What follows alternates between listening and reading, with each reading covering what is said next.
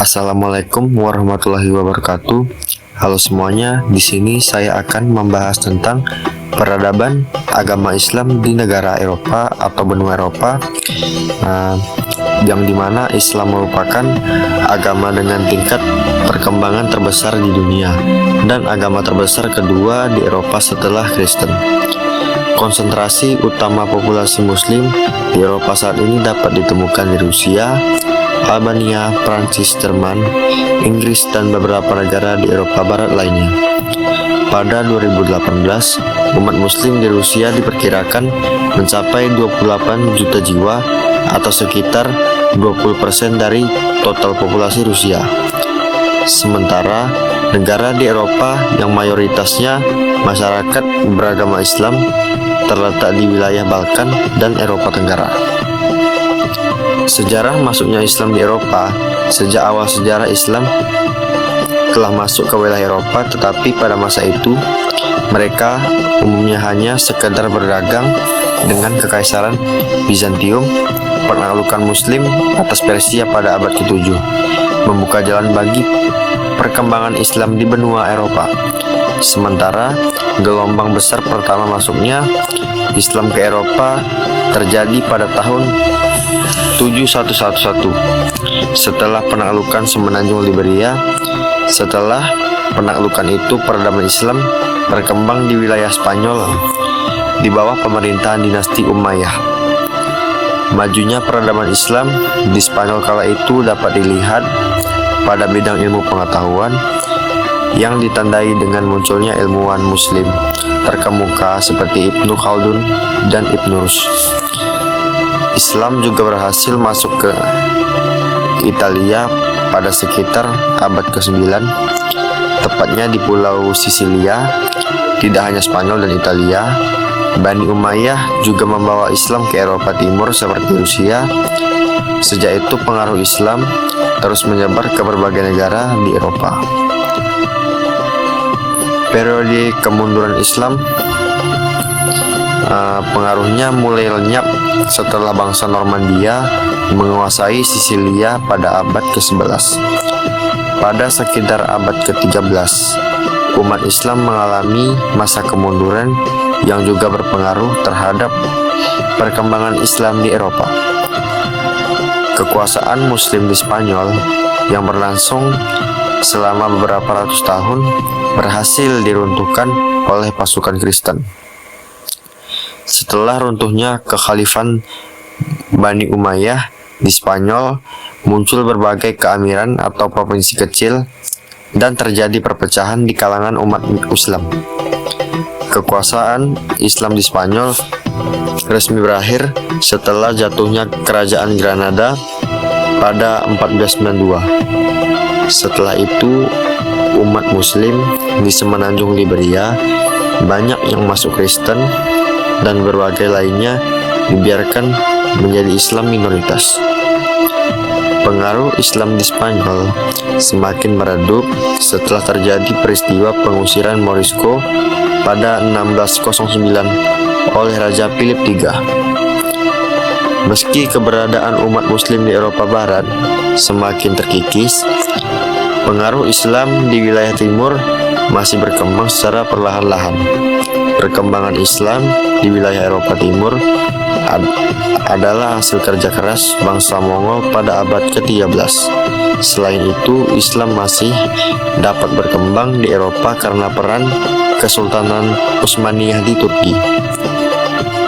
Pada pertengahan abad ke-15, setelah Konstantinopel jatuh ke tangan Turki Ottoman, Islam berkembang di wilayah Semenanjung Balkan dan sebagian umat Muslim menyebar ke wilayah Ukraina, Polandia, hingga Finlandia. Pada periode kekuasaan Turki Ottoman pula, banyak bangsa Slavia, orang-orang Albania, dan Bulgaria yang masuk ke Islam. Perkembangan Islam Eropa ke abad 17 terlepas dari kekuatan bangsa Kristen yang dominan di Eropa. Pengaruh Islam masih bertahan hingga memasuki era imperialisme bangsa Barat di beberapa wilayah Afrika dan Asia. Perkembangan Islam pun semakin pesat ketika terusan Suez dibuka pada 1869. Saat itu, Inggris yang memiliki banyak koloni mengambil pekerja dari wilayah kekuasaannya. Inggris mengambil pekerja dari Timur Tengah dan Afrika yang mayoritasnya beragama Islam. Pada imigran Muslim tersebut menetap di Cardiff, Liverpool, Newcastle, dan London. Komunitas-komunitas Muslim tersebut kemudian membangun masjid pertama di Inggris, tepatnya di Liverpool dan pinggiran London pada 1890. Hal sama juga terjadi di Perancis pada abad ke-19. Islam masuk secara besar-besaran ke negara ini akibat imigrasi pekerja Muslim yang umumnya menjadi tenaga kerja di industri minyak zaitun dan peralatan berat. Selain itu, ketika pecah Perang Dunia I pada 1914, banyak Muslim Afrika didatangkan oleh Prancis untuk bekerja di bidang industri dan infrastruktur. Pemerintah Prancis pun menghargai peran umat Muslim di negaranya dengan memberikan dukungan terhadap pendirian sebuah masjid di kota Paris pada 1926. Di Jerman, Islam berkembang setelah adanya hubungan dagang dengan pemerintah Turki Ottoman. Namun ketika Jerman dan Turki Ottoman mengalami kekalahan dalam Perang Dunia I, keberadaan komunitas Muslim di Jerman juga ikut terganggu. Pasalnya, sebelum Turki Ottoman mengalami kekalahan dalam Perang Dunia I, wilayah kekuasaannya di Balkan telah menjadi rebutan dengan Kekaisaran Austria dan Hongaria. Wilayah Balkan atau tepatnya Bosnia Herzegovina yang dikuasai Turki Ottoman dan banyak ditinggali umat Muslim disebut Austria Hongaria pada 1878.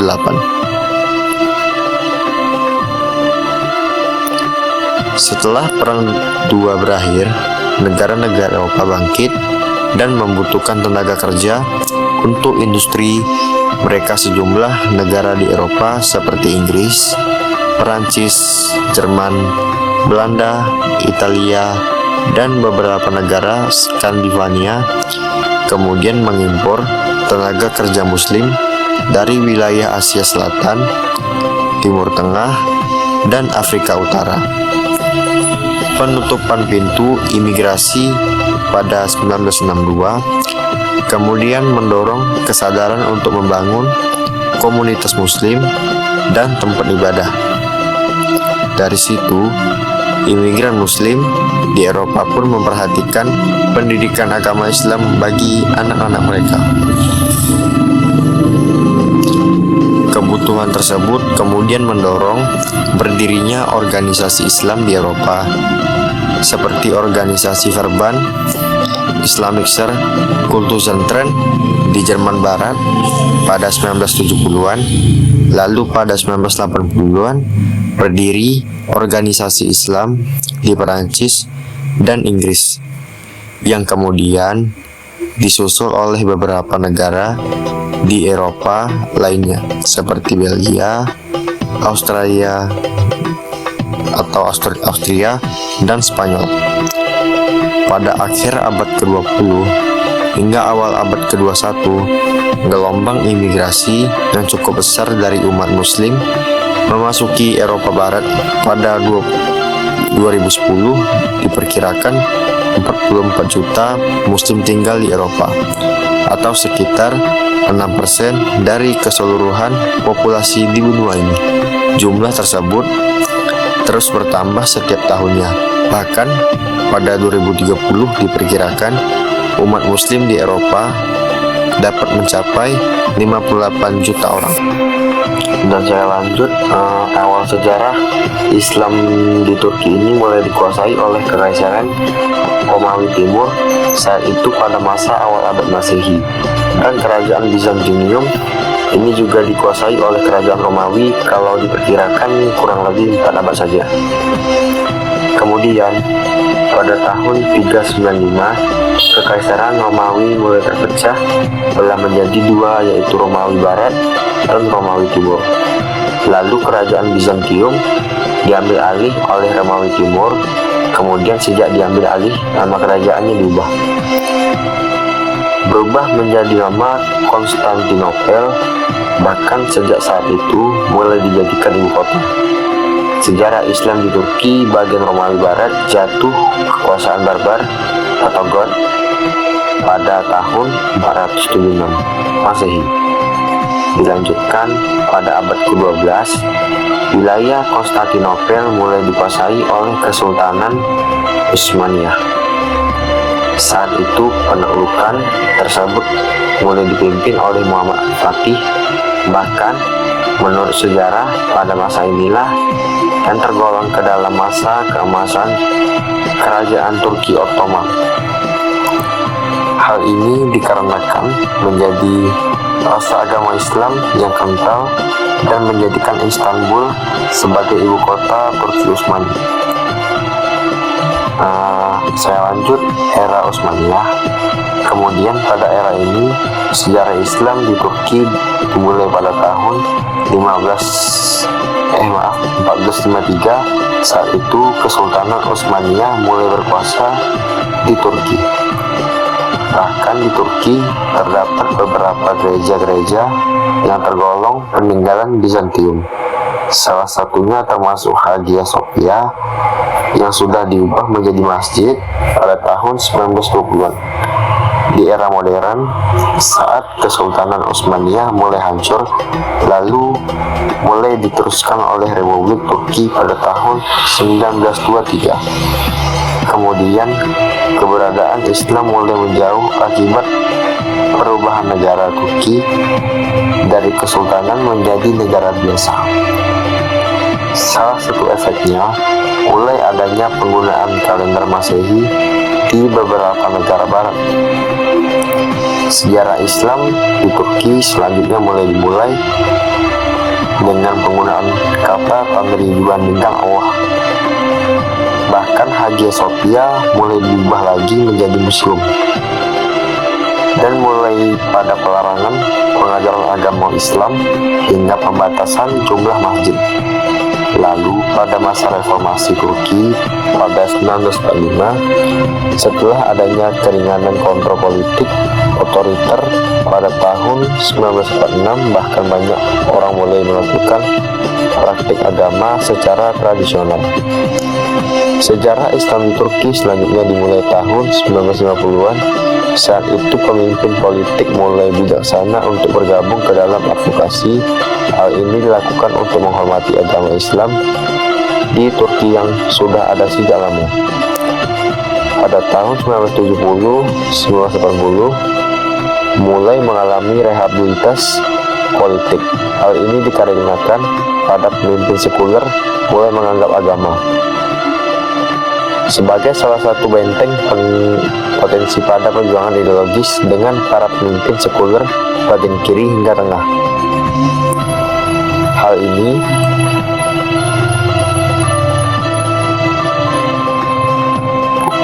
ini dan mulai ada pelarangan